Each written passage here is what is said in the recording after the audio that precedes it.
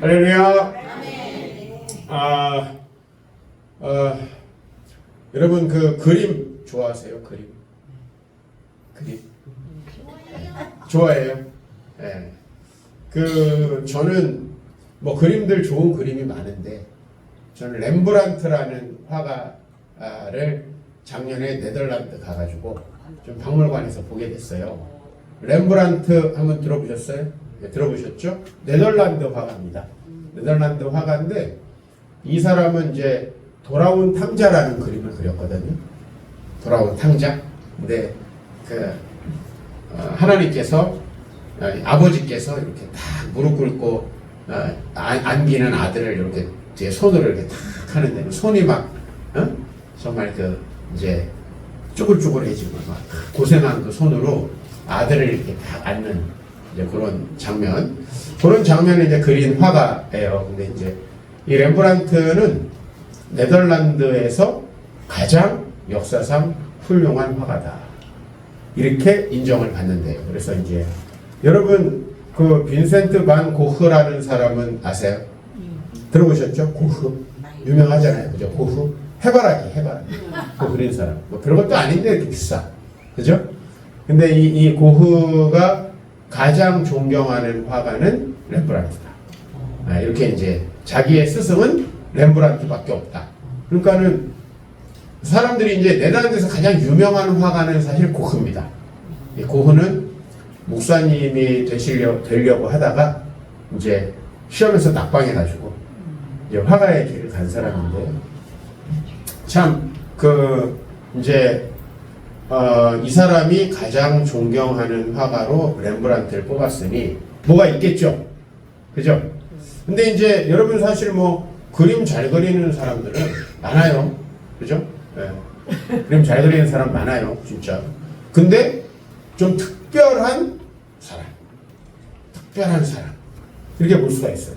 그럼 어떻게 하면 그렇게 그러면은 특별한 사람이 되었는가?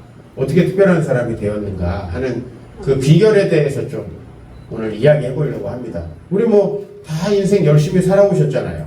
근데 특별한 인생, 좀 남다른 인생은 뭔가가 있어야 되잖아요, 그죠? 네? 요즘에 또 올림픽 이렇게 하는데 올림픽에서 금메달 따는 사람들은 좀 특별한 게 있죠. 그냥 운이 좋다 이러기보다는. 근데 이제 역사상으로다가 가장 유명한 화가라고 하니까, 그죠? 그래서 이제 이 화가가 왜 그러면은 유명해졌냐? 여러분 이제 예전에는 화가라는 사람들은 뭐 지금도 그렇지만 신분이 낮아요. 유럽의 귀족 사회에서 신분이 낮은 사람들이에요. 그러니까 왕족들이 있고 귀족들이 있잖아요. 그 다음에 이제 성직자들이 있어요. 이 사람들이 유럽에서는 이제 좀 신분이 높은 사람들이에요. 네? 근데 화가나 뭐 이런 이제 대장장이 이런 기술로 하는 사람들이 신분이 낮았죠. 그럼 여러분 신분이 낮으면 신분이 좀 높아지고 싶지 않을까요? 그렇지 않아요?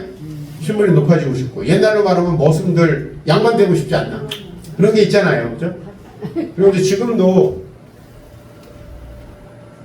어쨌든 사람들이 출세해가지고 신분이 높아지고 싶은 마음들이 다 있고, 그래서 이제 이 렘브란트 시대에는 17세기거든요. 그러니까 지금으로부터 한 400년쯤 전인데 그 화가들이 주로 안정된 수익을 얻으려면은 어딘가에 소속이 돼 있어야 돼요.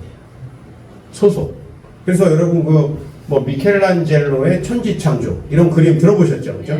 이렇게 딱 하나님이 이렇게 손을 이렇게 해가지고 만나는 이제 그런 그림은 미켈란젤로가 교황이면요 당시 세계의 가장 권력자죠, 가장 높은 사람. 그 사람에게 이제 선택을 받아가지고 그림을 그린 겁니다. 그 그림을 그리면서 받은 돈이 한 10억은 된다고 해요. 장난 아니죠? 몇 년에 걸쳐서 그렸는데 한 10억 이상 받았다고 해요. 그러니까 누군가에 소속되면은 이제 신분도 좀 높아지고 그렇잖아요. 이렇게 될 수 있잖아요. 근데 이제 이 렘브란트 같은 경우에는 이제 콘스탄틴 겐스라고 하는 귀족이 있었는데 이제 너무 초상화를 잘 그리는 거예요. 특히 이제 이 렘브란트 초상화는 특징이 뭐냐면은 이렇게 빛이 한쪽에서 와. 네? 그래서 이런 거 있잖아요. 이쪽에서만 빛을 비추는 것 같아서 여기는 환하고 이쪽은 그늘이 싹 지는 그런 식의 초상화 있잖아요. 본 적 있어요? 네. 지금 영화에서 많이 이걸 따라한답니다. 예를 들면 딱 이제 저도 생긴 게 별로지만은 한쪽에서 빛을 비춰가지고 탁 이렇게 메이크업 해가지고 카메라 좋은 거 탁 쓰면 멋있게 나오는 거예요. 그거를 처음에 발견해서 자기의 화풍으로 만든 사람이 렘브란트예요. 400년 전에. 그래서 지금은 그 화풍을 이제 영화나 사진 찍는 사람들이 따라한대요. 그래서 여러분 그 사진관에 가면 조명 있어요, 없어요? 조명이 있잖아요. 그럼 조명이 한쪽에서 딱 하고 한쪽으로 이렇게 해서 쫙 좀 이렇게. 그러면은 약간 영화 배우, 조폭 두목 막 이런 그런 사진은 다 그렇게 돼 있어요.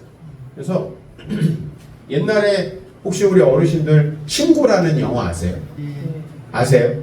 그 어린 시절 같이 놀던 애들이 나중에 조폭 돼가지고 막 싸우는 얘기잖아요. 근데 이제 그 친구에서도 그 조폭 대빵이 유호성이라는 그 배우인데 그 유호성이 사진을 딱 이쪽은 밝고 이쪽은 어둡게 이렇게 찍어놨습니다. 그러면은 되게 분위기 그윽한 그런 게 있잖아요. 그래서 이제 아까 말씀드렸던 돌아온 탕자 그 그림도요 이렇게 빛이 비추면서 그 아버지하고 아들은 빛이 선명하게 비춰져요.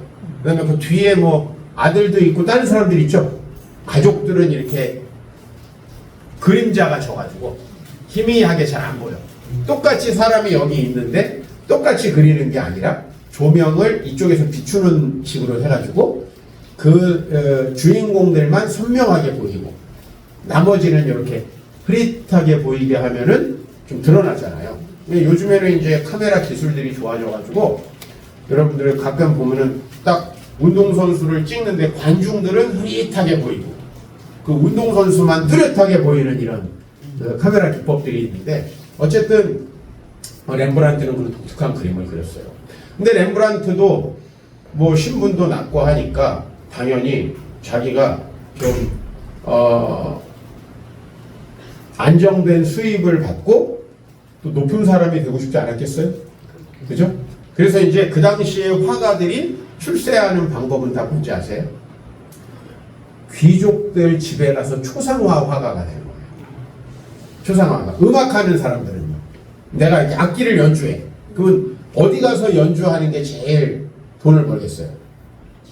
왕족이나 귀족들 연주회 가야 되겠죠? 그 다음에 이제 최고 낮은 곳은 뭐 다리 밑에나 공원에 뭐 한쪽 구석에 지금도 그런 사람도 있잖아요. 저도 이제 외국에 가보면은 그런 사람들이 있죠. 혼자서 우리나라도 요즘에는 그런 사람 많은 것 같아요. 이런 걸 이제 버스킹이라고 그러는데 그냥 뭐 예를 들면 청계천 그냥 한쪽 구석에서 노래하고 사람들이 동전 좀 던져주면 모자로 받아가지고 봤죠 이런 거 그죠? 네, 그런 게 좀 많이 있습니다. 그러니까 화가도 자기만의 그림을 그리는 이제 사람이 있고 그 다음에 제일 좋은 게 남의 집 초상화 그리는 거예요. 그래서 여러분들 이 좀 고급 식당이나 또 유럽에 이런 데 가보면은 유독 화가들 작품들 중에 초상화가 많아요. 왕들, 귀족들 초상화. 그죠? 초상화 그림이 요새 우리로 말하면 큰 사진 걸어놓는 것처럼 많은데 그런 그림을 그리는 전속 화가가 되면은 이제 안정된 삶을 산다.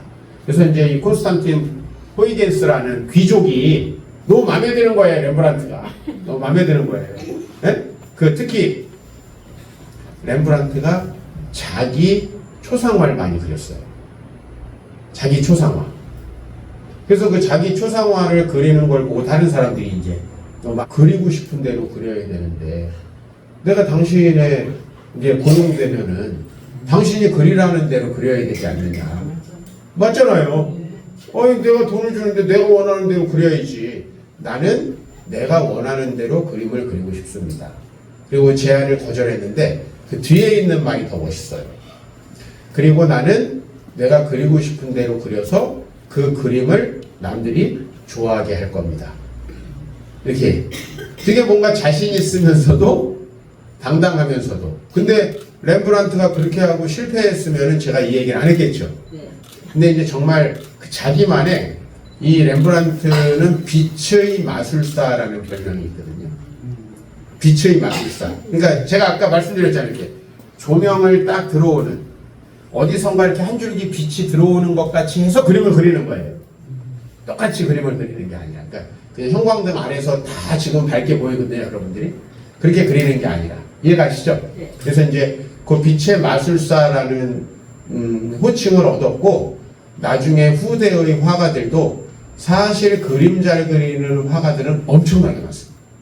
근데 자기만의 특별한 그런 그림을 그리게 됐고요. 물론 이제 나중에 이 렘브란트는 그 이제 그림에 투자를 많이 하다가 경제적으로 어려움도 겪고, 왜냐면은 이제 옛날 풍속 화가들을 그리려고 하는데, 그런 풍속 화들은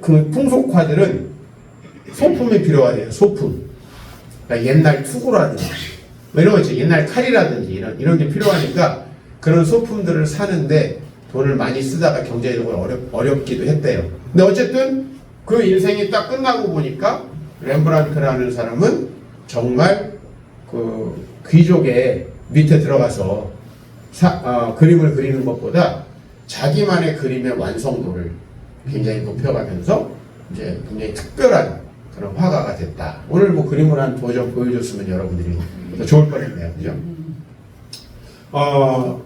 사실은요, 우리가 이제 이 세상에 살면서 우리는 다른 사람들, 일반적으로 살아가는 사람들의 영향을 많이 받습니다. 그리고 그 옛날에 우리 어르신들이 우리 청년들에게 가장 많이 했던 말들이 뭐냐면은, 야, 안정적인 직업 교사가 최고다. 여러분들 자녀들한테 한 적 있나요, 없나요? 그런 말들. 했어요? 네. 그 다음에, 야, 공무원이 최고야. 그죠? 안 잘리니까 철밥통이라고 해가지고 공무원이 최고야. 우리 교회 성도님들도 부모님들이 대부분 그 얘기를 했대요. 대부분 그 얘기를 하고. 그러니까 이렇게 그냥 세상이 이런 게 좀 안정돼. 그 다음에 요새 공부 잘하는 애들 어디 가나요? 학교. 의대 가잖아, 의대. 서울대 안 가요, 요새. 그냥 바뀌었어. 의대부터 가, 의대부터. 근데 요번에 이제 의대가 증원되면서 지금 막 병원이 이렇게 난리 나잖아요, 지금 병원이. 저희 교회도 의사가 많은데 지금 난리 났어요. 예. 왜냐면 병원에서 지금 학생들을 내년부터 1,500명 정도 의대생을 더 받는다고 하니까 지금 의대생들 다 지금 휴학계 내고, 그 다음에 전문의, 이게 대형 병원에서 잡일을 하던 친구들 있죠? 그 교수들 말고 그 밑에서 수련하던 애들이 다 그만둬버렸어. 우리도 이제 그쪽으로 애들이 많거든요. 그런 애들이 다 그만둬가지고 지금 병원이 여러분들 아프시면 안 돼요, 그때. 원래도 안 되지만 지금 어르신들 지금 아프면 안 됩니다. 작은 거 아픈 건 괜찮아요. 동네 병원 가면 되니까. 동네 병원은 괜찮아요. 근데 대학병원은 지금 되게 심각합니다. 그리고 적자도 엄청나게 나고 있고 지금 병원 잘 안 해요. 어쨌든 우리는 좀 남들 따라 살죠. 여러분, 이 복음, 예수님이 십자가에 달려서 죽었다가 살아났다. 그래서 그분이 우리의 왕이 되셨다. 근데 이게 일반적으로 아주 냉철하고 지성적인 사람들이 볼 때는 말이 안 되는 얘기 아닌가요? 그렇지 않아요? 야, 죽은 사람 어떻게 살아나? 그 다음에 뭐 여자 배에서 태어났는데 남자 없이 임신했다고? 네? 이걸 동정녀 탄생이라고 그러는데, 야, 말도 안 되는 걸 그 다음에 하나님이 어디 보이냐 도대체? 맞잖아요. 그래서 그 당시에 많은 사람들이 복음을 말도 안 되는, 이게 바로 이제 그 당시에 헬라의 지성인들. 여러분, 그리스 하면 철학 아닙니까? 그죠? 그리스 하면 철학이에요. 동양에서는 철학하면 중국이죠, 사실은. 우리가 다 중국 거 갖고 와 사는 거잖아요. 네. 고려, 조선, 성리학, 뭐 주의의 성리학, 그 다음에 조선을 세운 유교, 다 중국에서 가져온 거잖아요.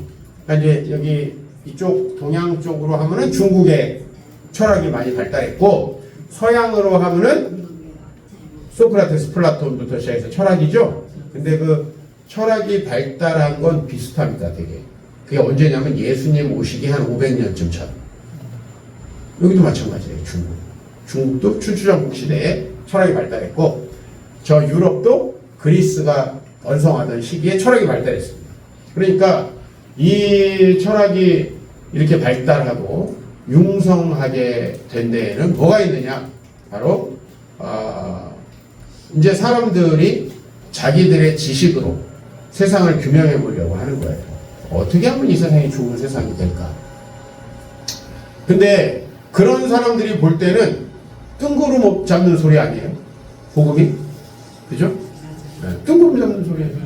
그러니까 이 복음을 자꾸 욕하는 거야. 그러면은 주변에서 자꾸 욕하면 이걸 얘기하는 게 좀 부끄럽지 않아요? 믿는 사람도. 그잖아요. 부끄러워하는 거예요. 그러면서 그냥 아유 이거는 좀 내가 적당히 믿어야 되나? 에?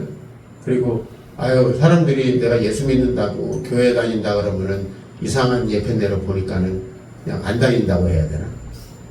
이런 게 있다는 거예요.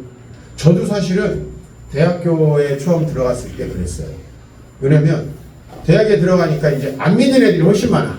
물론 이제 친구들 중에 믿는 애들도 있었어요. 그리고 같이 목사가 된 아이들도 저희 같은 과 동기 중에 2명이나 더 있어요. 하나는 감리교, 하나는 이제 장로교인데 우리랑 다른 교단. 네, 저는 이제 장로 약동치고. 근데 그 사람들이 주변 사람들이 뭐 야 종교 그 말도 안 되는 종교에 너무 빠져 있으면 안 되지 않냐?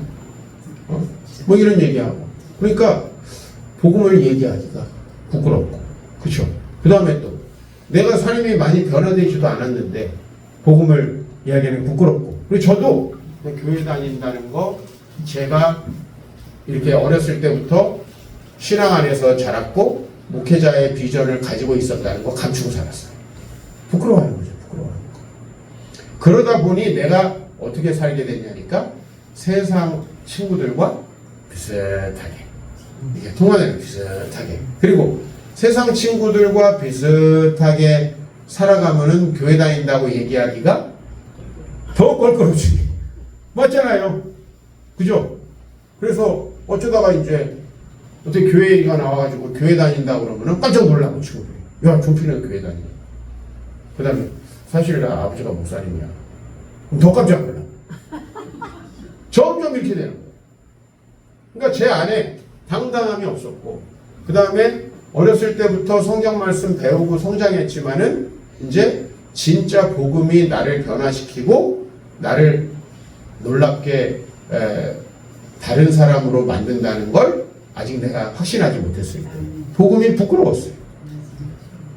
그러니까 저는 렘브란트라는 화가를 아까 여러분들에게 왜 말씀드렸냐면은 그 렘브란트라는 화가가 자기가 그냥 아유 나 어떻게 좀 안정적으로 먹고 살려면은 귀족들 밑으로 들어가서 귀족들 초상화 같은 걸 그려야 되는데 그것보다는 그래도 내가 나만의 길을 어떻게 보면 내가 그려야 하는 그것을 이렇게 개척하면서 나아갈 수 있는 그것은 자신감이라는 겁니다.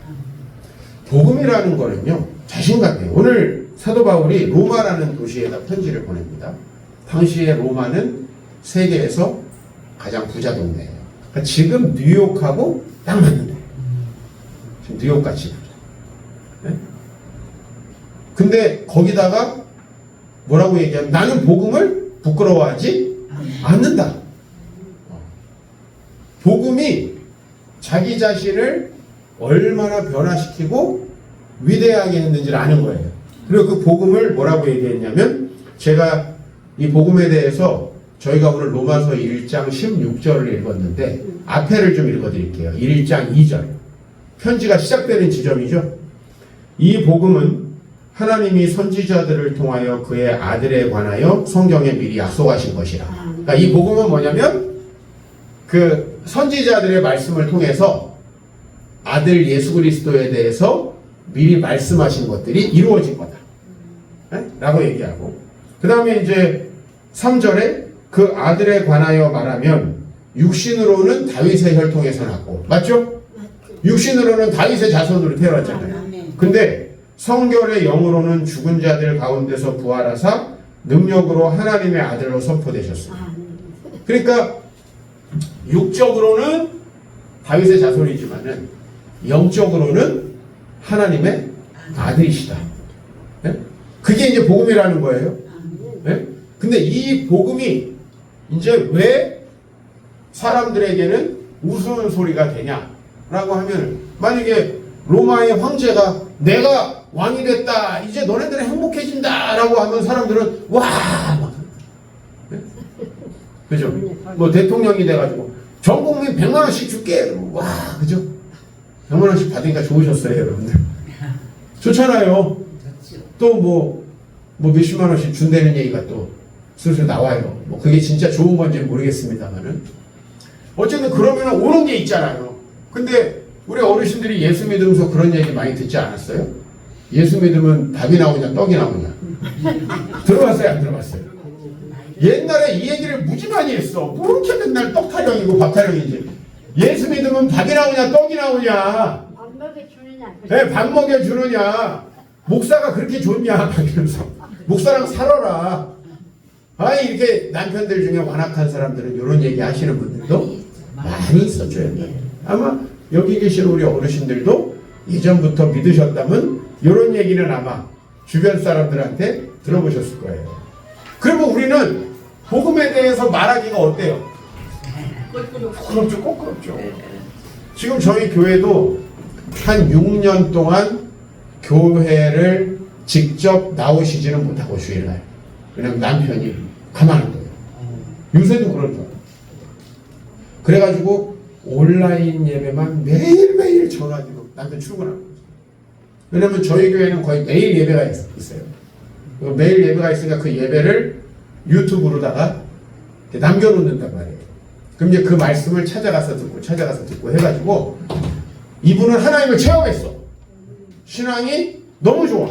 그래서 저를 만나서도 늘 하나님을 찬양하고, 그 다음에 자기 자녀들에게도 늘 하나님을 찬양하고, 누구한테는 뭘 못하냐면 남편한테는 말을 하지 못해요. 근데 요새 이제 남편이 우울증이 심하게 와가지고 교회를 나오고 있어요. 근데 와이프는 몰라. 와이프가 나오는지는 몰라. 왜? 안 나오니까. 안 나오잖아요. 집에서 방송으로만 몰래 보잖아. 그러니까 이제 나오는지를 몰라요. 근데 최근에는 같이 나오고 싶다, 이런 얘기도 해요. 근데 어떻게 그런 일이 있었냐면, 이 아내분이 교회는 못 나오지만 말씀을 매일 들었잖아요. 진짜 믿음이 생긴 거예요.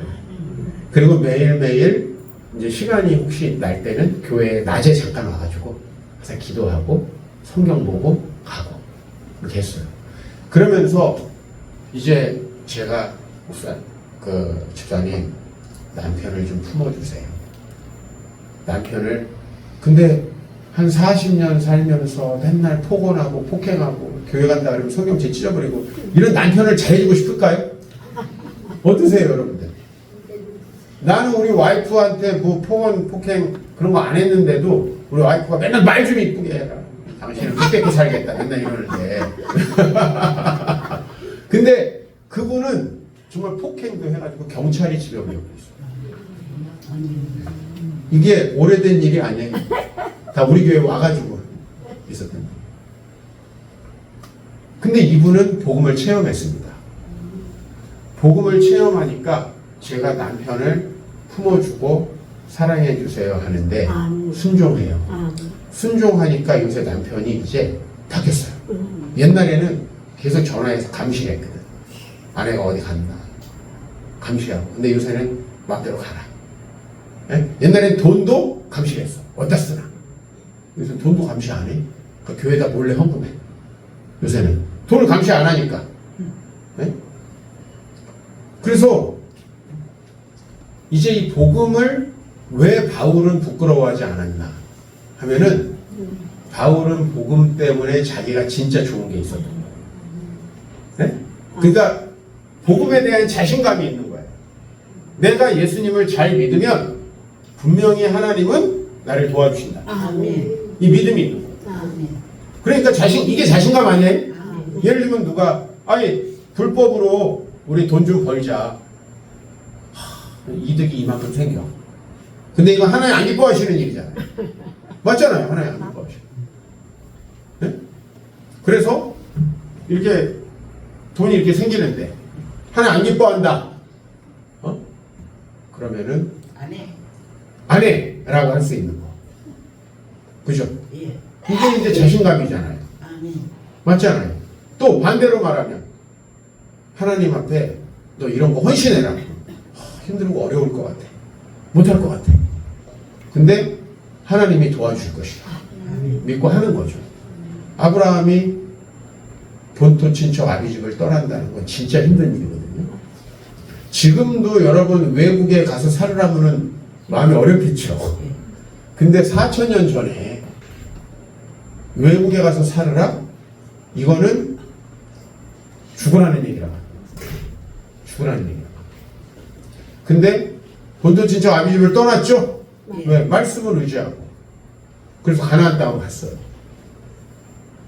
여러분 다윗이 골리앗 앞에 섰어요. 죽을 수도 있잖아요. 이 복음에 대한 자신감. 그러니까 뭔가 특별한 믿음이 있는 사람들은 다른 거예요. 살아가는 게. 근심 걱정 염려가 없는 거예요. 다른 거예요. 그런 삶을 사는 거예요. 이 사람들. 그래서 여러분들 하나님 앞에서 그런 그 놀라운 삶을 우리가 살아갈 수 있다. 그 자신감이 있어야 아까 렘브란트 화가처럼 나는 내가 그리고 싶은 그림을 그릴 거고 그리고 내가 그 그림을 다른 사람이 좋아하게 만들 거예요. 저는 이제 항상 그걸 생각했어요. 어렸을 때 저희 아버지 어머니가 예수님을 믿었는데 친척들은 아무도 그 삶을 인정해 주지 않았어요. 인정하지 않았어요. 왜? 우리 아버지 어머니가 더 가난해.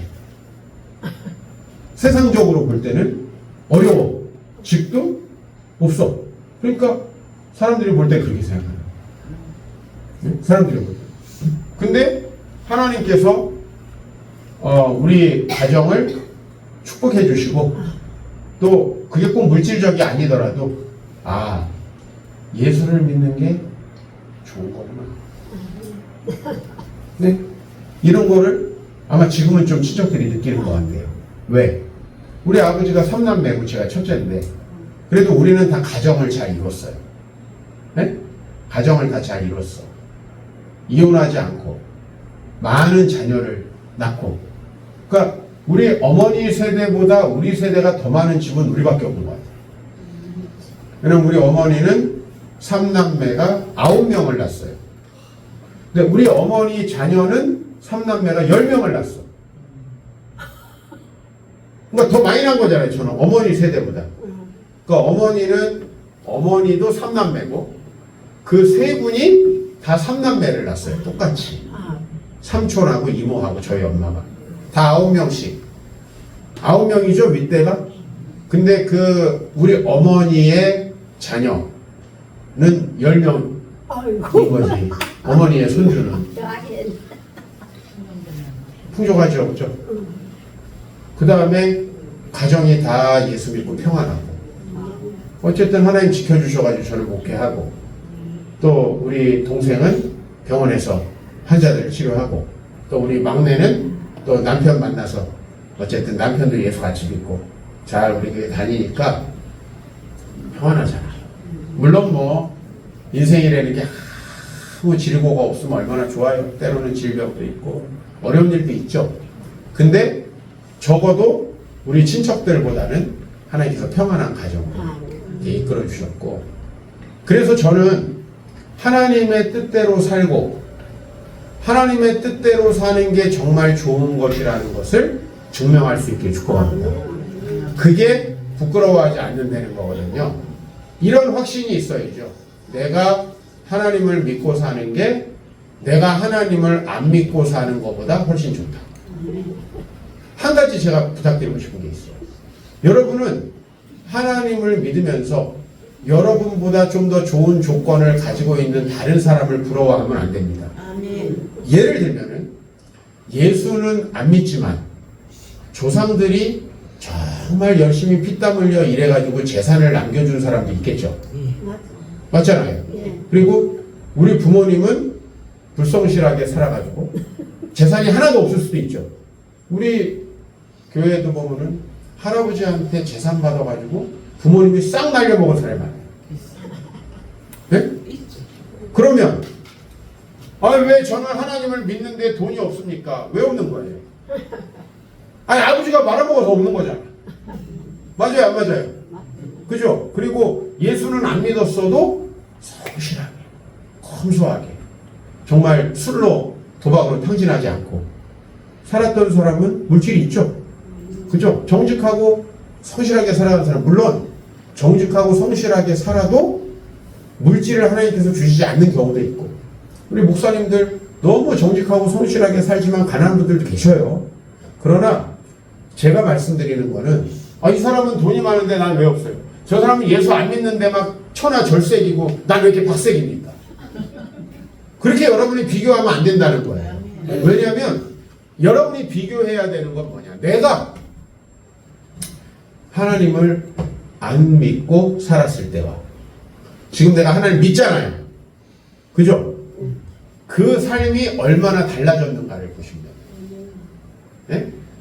여러분, 저는 뭐 세상 말로 하면은 흙수저로 태어났는데, 그죠? 뭐 재산 상속을 하나도 안 받았으니까 우리 아버지, 물론 이제 빚도 안 물려주셔가지고 그냥 어머니만 부양하도록. 근데 또 어머니도 뭐 동생이 부양하고 있으니까 저는 뭐 사실은 그냥 아버지에게 받은 것도 없고 드린 것도 없고 이렇게 깔끔하게 아버지랑 이별했어요. 한 20년 전에. 근데 이제 우리 아버지의 제가 물질이 없고 상속을 못 받았지만 저는 하나님을 믿었기 때문에 건강하게 살 수 있었던 거예요. 재산도 하나도 없고 나는 제가 시작할 때 여기 신림동 반지 앞방 3천만 원 전세로 결혼 생활을 시작했거든요. 그것도 결혼하자마자가 아니라 결혼하고 2달 있다가 집을 얻었어요. 왜냐면 결혼할 때는 좀 돈이 부족했어요. 결혼할 때는. 그래서 결혼에 2달 있다가 반지하 3천만 원짜리 살면서 비도 세고 참 맨날 차 댈 데가 없어가지고 전화 오면 차 바꿔줘야 되고 막 그랬는데, 물론 이제 처음엔 차도 없었지만은, 근데 내가 그런 상황에서도 걱정 염려 안 하고 밝고 건강하게 청년들을 열심히 상담하고 말씀 전하면서 살았잖아요.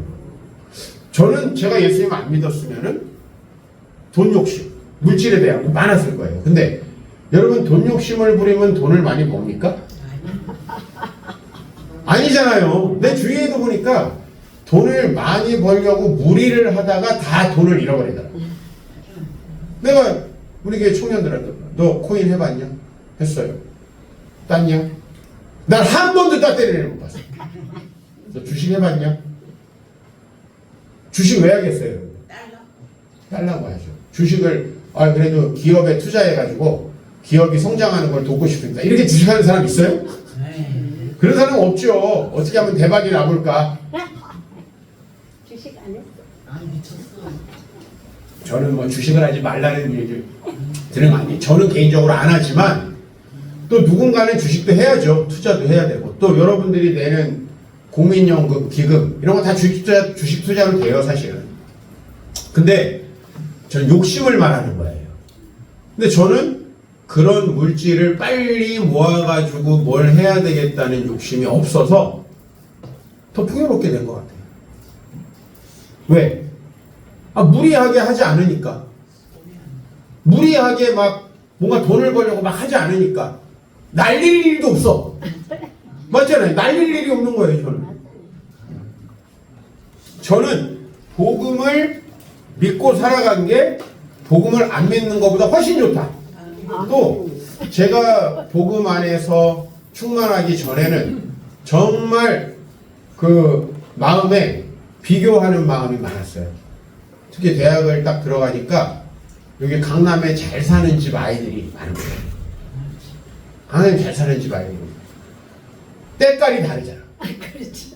때깔이 달라요, 진짜. 헤어스타일부터 이 옷이나 이런 때깔이 달라.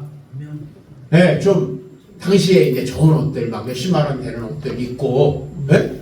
나는 막 후시근한 거를 입고. 근데 난 지금 같은 경우는 그런 비교하는 마음이 없거든요. 왜냐면 내가 한 20여 년, 30여 년 전에 하나님 앞에 나를 헌신한 다음에는 그런 마음이 잘 안 들어요. 물론 가끔 가다가 좀 그런 마음이 들 때도 있죠, 사람들은. 그러나 그런 마음이 잘 안 들어요. 그러니까 남들 비교하지 않고 열등감이 없이 살아갈 수 있다. 그 다음에 나에게 주신 길, 또 성실하게 살아갈 수 있다. 그러다 보니까 하나님께서 저희 가정도 평안하게 해주시고, 그 다음에 또 그렇게 또 살다 보니 하나님이 교회도 좀씩 부흥하게 해주시고, 어쨌든 그렇게 사역을 많이 도와주셨습니다. 그래서 저는 여러분들이 복음을 자랑했으면 좋겠다. 왜냐면 예수님이 죽어서 부활하셔서 우리 왕이 됐다고 하는 사실이 왜 중요하냐면은, 그렇게 하면 하나님이 우리 아버지가 되셔서 우리를 잘 되게 해주시거든요. 근데 이걸 못 믿으면 하나님 뜻대로 살 수 있어요, 없어요? 없어요. 왜냐면 내가 하나님 뜻대로 가면 망한다. 그럼 누가 하나님 뜻대로 살겠어요? 그렇죠? 그리고 세상 사람들이 또 왜 그딴 식으로 사냐? 저희 아버지가 주민등록 초본을 제가 떼어보면 진짜 이사를 많이 다녔더라고, 어렸을 때. 진짜 이사를 많이 다녔어. 거의 다 나오잖아요. 어디서. 이제 어렴풋이 기억나는 거야. 아, 내가 여기 살았구나. 여기 살았구나. 여기서, 아, 그때 그 집이 여기구나. 다 이제 기억이 나는 거예요. 초본을 떼어보면.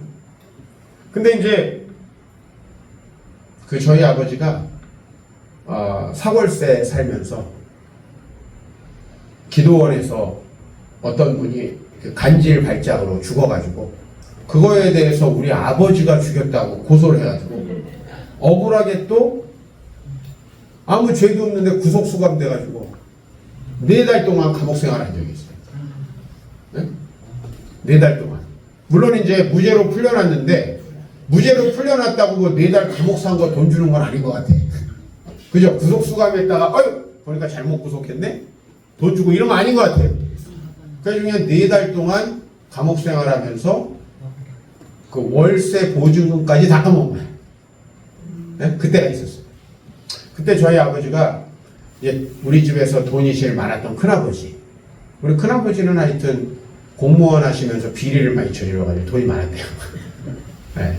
군대에서도 정말 비리를 많이 했다고 그러더라고요. 저희 큰아버지가. 네? 자랑스러운 얘기는 아닌데. 그리고 할아버지 유산도 다 혼자 다 가져갔어요. 큰아버지는 돈이 좀 있었어요. 근데 큰아버지한테 이제 아버지가 돈을 좀 도와달라 갔었어요. 근데 아버지가 그때가 언제냐면 1980년도죠. 1980년. 오래된 얘기죠. 근데 그때 큰아버지가 그러더래요. 네가 사업을 한다 그러면 돈을 줄 수 있다. 네가 이게 예수쟁이 이거 하면서는 내 한 푼도 줄 수 없다. 우리 아버지가 가장 밑바닥에 있어요. 그래서 그때 올라오면서 세상은 절대 의지하면 안 되겠구나. 하나님만 바라봐야 되겠구나. 이렇게 이제 생각하고 올라오셨다고 해요. 이제 중요한 어떤 인생의 교훈이라고 할까? 경험이라고 할까? 근데 저는 이제 그러면서 저희 아버지도 그런 기도를 하셨겠지만 우리가 예수 믿고 사는 게 잘 사는 것임을 좀 증명해 주십시오. 우리 세상, 그래도 우리 아버지가 그냥, 목회 안 되는구나, 그냥 직장 다니고. 에? 하나님의 부르심이고 뭐고, 애들부터 목구멍이 포도청인데 직장 다니고. 그랬으면 어떻게 됐겠어요? 근데 아버지는 이제 그 이후에, 경기도 오산이라는 지역으로 가셔가지고 또, 거기서 천막에서 목회를 하셨어요. 그래서 제가 그 천막에 살았습니다. 저는 천막에 많이 살았어요. 텐트 치고. 텐트가 뭐 이렇게 조그마한 텐트는 아니죠. 그 텐트를 이렇게 치고 살았는데, 그렇게 살면서 또 제 마음속에는 나는 예수님 믿고 이 방식대로 살자. 그리고 이 방식대로 산 것이 옳다라는 것을 하나님이 증명해 주실 것이다. 네? 이게 옳다. 그리고 이 방법으로 살아가는 게 잘 사는 거라고 주변 사람들이 얘기를 하는 거죠. 우리 동창들, 저희 일반 대학 나왔으니까 예수 안 믿는 사람들 많습니다. 근데 그 사람들이 인생 끝날 때쯤에 야, 그래 우리 종필이가 그래 잘 산 거 같아. 그죠? 중간에는 뭐 야, 걔 목회한다고 뭐 돈도 없고 차도 없대더라고. 그랬을 거예요 아마. 제가 30 몇 살 때까지 차도 없었으니까. 그리고 개척을 해가지고 또 어려웠죠. 그때 내 고등학교 동창 녀석이 이제 같은 고등학교 같은 대학교 나온 동창 녀석이 전화해가지고 야, 교회 개척했다는데 생활비는 있냐? 그 불교 다니는 놈이거든. 절 다니는 놈한테 그렇게 얘기하니까 기분이 상당히 나쁘더라고. 교회 다니는 사람 같으면 좀 서로 이렇게 마음이라도 통할 텐데. 근데 항상 저는 하나님께서 내가 잘 살았다라고 하는 것을 인정해 주실 때가 올 것이다. 다니엘이라는 사람이 있죠. 다니엘이 바벨론에 잡혀갔잖아요. 그래서 예수 믿는다고 구박도 당하고, 그저 친구들은 풀무불에 한번 들어갈 뻔도 하고, 다니엘은 이제 페르시아 바사 왕국이 바벨론을 침략해가지고 바사의 다리오 왕 때 사자굴에도 들어가죠. 그죠? 근데 이 사람들이 어떻게 이겨냈느냐는 거예요. 그 힘든, 그 어려운, 그 압박감들을 어떻게 이겨냈냐? 라고 했을 때 하나님께서 하십니다. 그래서 그런 부분에 우리 저와 예수에서 얘기만 하고는 정말 잘 집안 얘기만 하고 있어요. 집안 얘기만 하고 있어요. 네. 예수 얘기도 할 거예요. 네. 그러니까 저는 하나님을 믿고 우리가 어떻게 잘 살았다는 이야기를 들을 것인가 할 때 제가 처음에 화가 얘기를 왜 했냐면 그 화가도 그냥 남들 그리라는 대로 그려서 돈 대충 받고 이렇게 사는 게 아니라 하나님이 자기 마음에 주신 마음대로 그림을 그려가면서 결국은 최고의 화가가 됐잖아요. 저는 여러분들이 예수님 믿고 예수님 믿은 대로 살아가지고 결국 그 삶이 가장 잘 산 삶이다 라고 하는 걸 하나님이 알려주시면 돼요. 저는 저희 부모님이 굉장히 가난하셨지만 부모님이 정말 잘 하셨다는 생각이 많이 드는 거예요. 왜냐면 우리 큰아버지는 정말 예수 안 믿고 사셨고 저희 아버지는 예수를 믿고 사셨는데 저희 아버지가 살아생전에는 훨씬 가난하고 힘들게 사셨어요. 그런데 지금 보면은 누가 잘 살았냐 라고 했을 때 우리 친척들은 대부분 교회를 다닙니다. 만약에 우리 큰아버지가 잘 살아셨다고 생각이 되면 계속 절을 다녔을 거예요, 친척들이. 왜냐면 우리 큰아버지 집에 액자에 엄청 크게 절에서 받은 액자 걸어놓고 항상 달력도 절에서 받은 거 거기 보면 뭐 언제는 무슨 귀신이 있고 뭐 이런 다 써 있어요. 그런 거를 가지고 살았는데 여러분이 이 예수님 바로 아까 전에 죽은 자들 가운데서 부활하사 능력으로 하나님의 아들로 선포되신 그 예수님을 여러분들이 진짜 믿고 그 다음에 그분이 진짜 여러분의 왕 지금 다스리시잖아요 우리를. 그러니까 여러분들이 그분이 진짜 왕이 되는 마음으로 사시나요? 그렇게 사신다면은 여러분들은 반드시 하나님이 잘 살았다라는 걸 입증시켜 줄 거예요. 근데 교회를 다니면서도 엉뚱한 생각하고 또 자기 욕심이나 내고 이렇게 살아가면은 여러분 교회를 다니면서도 망하는 사람 많습니다. 하나님 잘 안 믿으면 다 망해요. 맞잖아요. 교회만 다닌다고 잘 되는 건 아니잖아요. 하나님 말씀대로 예수님이 우리의 왕 되신 삶을 살아야 되는데 그 삶을 여러분들이 살아가게 되면은 이제 나중에 여러분들 자손들이 있잖아요. 자손들이 봤을 때 야, 우리 엄마는 맨날 걱정하고 맨날 남욕이나 하고 그 다음에 우리 엄마는 맨날 돈 하다가 그렇게 살다가 끝났네. 가 아니라 우리 엄마는 늘 기도하시고 어려운 일이 있어도 불평불만하기보다는 하나님 바라보면서 아까 뭐라 그랬어요? 앞이 캄캄할 때 기도 분이 가득 찰 때 기도. 기도는 우리의 안식, 빛으로 인도하기. 그래서 기도하면서 그 많은 어려운 일들을 견뎌내고 승리하는 삶을 살아갔을 때 하나님께서 얼마나 놀라운 축복으로 함께 하실 것이에요. 그래서 여러분들, 저는 좀 복음에 대해서 자신감을 갖길 바랍니다. 네. 여러분 당대에 엄청나게 놀라운 일이 있지 않을 수도 있습니다. 그러나 예레미야 선지자라는 분이 이스라엘의 멸망하는 시기에 선지자 노릇을 하면서 많은 고생을 했습니다. 그리고 이스라엘이 멸망을 예언했어요. 멸망을 예언하니까 사람들이 너무 싫어했어요. 여러분, 제가 오늘 어르신 그렇게 하면 망합니다. 그럼 여러분 좋아요? 좋냐고? 안 좋잖아요. 근데 말씀을 안 지키는 사람은 망한다. 그 얘기를 하는 게 맞는 말이에요? 안 맞는 말이에요? 맞는 말이죠. 네? 맨날 다른 사람 욕하고 불평하고 그런 사람은 하나님이 기뻐하시지 않는다. 맞는 말이에요? 안 맞는 말이에요? 맞는 말이죠. 근데 그 맞는 말을 하면은 사람이 싫어해? 안 싫어해? 싫어하죠. 예레미야가 그렇게 엄청나게 고통을 당했습니다. 근데 예레미야가 죽은 다음에 이스라엘이 망하고 그 다음에 잡혀간 사람 중에 예레미야를 다 보는 거예요. 예레미야 말씀이 맞았네. 예레미야가 뭐 하라고 한 줄 아세요? 회개하라고 했어요.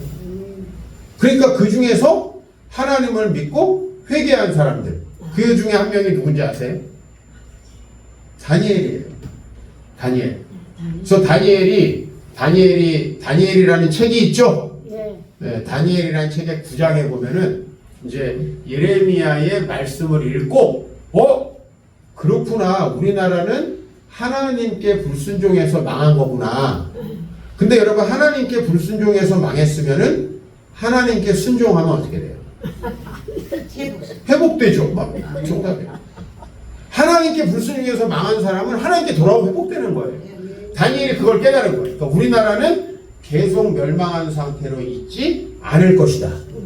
하나님이 우리를 다시 본국으로 되돌릴 것이다. 이걸 믿은 거예요. 네? 그리고 그 영적 싸움들이 지금 미가엘 천사와 더불어서 하늘에서 있다라는 거. 이거를 믿고 다니엘은 그걸 예언하고 또 죽었어요. 근데 진짜 다니엘이 예언한 대로 이스라엘은 해방이 왔죠. 해방이 왔고 그 해방된 다음에 이스라엘에서 해방된 그 사람들이 페르시아에서부터 5만 명이 본국으로 돌아옵니다. 5만 명이 본국으로 돌아와서 그 사람들이 다시 성전 짓고, 우리식으로 말하면 교회죠. 그죠? 성전을 짓고 그 다음에 이스라엘 나라를 다시 회복하고, 그래서 이스라엘 나라는 망하지 않고 있다가 이제 예수님 오시는 때까지 로마의 비록 식민지였지만 나라를 이루고 간 거죠. 그래서 여러분들 정말 우리가 예수님을 믿으면 좀 자신감이 있어야 돼요. 예수님이 우리를 회복시키신다. 그리고 여러분들이 예수님을 믿고 살면 여러분들이 잘 살았다고 하는 것이 입증된다. 지금 네덜란드의 최고 화가는 누구라고요? 렘브란트라고요. 근데 그 렘브란트가 왜 그런 화가가 될 수 있었냐 하니까 비유하는 겁니다. 비유. 세상 사람들이 그리라는 대로가 아니라 마음에 주신 대로.